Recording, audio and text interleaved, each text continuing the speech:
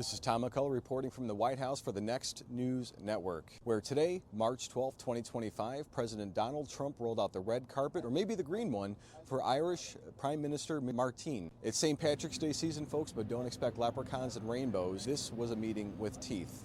Ireland is known for very happy, fun-loving people, great attitude, many in this room right now that I've met. Why in the world would you let Rosie O'Donnell move to Ireland? I think she's going to lower your happipiness level. It's true. Thank you. I like that question. Mr. Prime Minister, are you expecting? Do you know who she is? Yeah. I'm joking. You better off not knowing. President Trump, Trump greeted Martin just before noon Eastern, all smiles for the cameras. But the real story? Trade, peace, and a little American muscle. Inside the Oval Office, Trump didn't waste time. He zeroed in on Ireland's trade surplus to the United States, pharmaceutical, and you name it. He called it a product of smart taxation, which is polite code for they're eating our lunch. We do have a massive deficit with Ireland, because Ireland was very smart. They took our pharmaceutical companies away from presidents that didn't know what they were doing. And, it's too bad that happened. It's a tremendous job. I give, look, the Irish are smart. He has smart people. And you took our pharmaceutical companies and other companies, but, through taxation and proper taxation, they made it very, very good for companies to move over there. And we had presidents and people that were involved in this that had no idea what they were doing, and they lost big segments of our economy. The European Union treats us very badly. They have for years. I saw that. I had it out with them in my first term. It did well, but we had to solve other problems, and we did. But European Union's been very tough, and it's our turn too.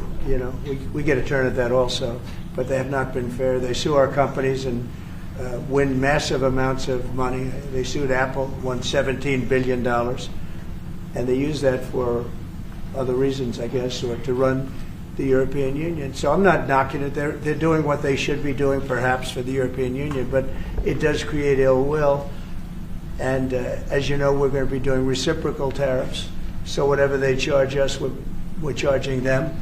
Nobody can complain about that. Whatever it is, it doesn't even matter what it is. If they charge us 25 or 20% or 10% or 2% or 200%, then that's what we're charging them. And so I don't know why people get upset about that, because there's nothing more fair than that. The president's got a plan, though. When asked about the EU tariffs hitting American goods, he smirked and said, "Of course I will." Retaliation is absolutely on the table, and Ireland feeling the heat. Martin, meanwhile, showed up with a shamrock and a wish list, talks on Gaza, Ukraine, and keeping the peace. He even had breakfast with Vice President J.D. Vance to soften the blow. Look, this isn't just about green beer and photo ops. The U.S.-Irish bond is real. Millions of Americans claim Irish roots, but Trump's not here to swap family stories. He's staring down a trade deficit in an EU that's been poking the bear. Martin's playing diplomat, pushing ceasefire chats while dodging the tariff storm.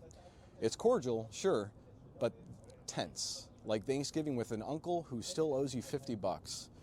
The White House calls it a proud day for both nations, maybe, but behind the handshakes it's clear Trump's got his eye on the scoreboard. Again, this is Tom McCullough with the Next News Network from the White House. You guys have a great day. I have to speak of inflation. I love these subjects. What's with these subjects? President Trump. I'm trying to stay focused, but I'm very impressed with the VP's.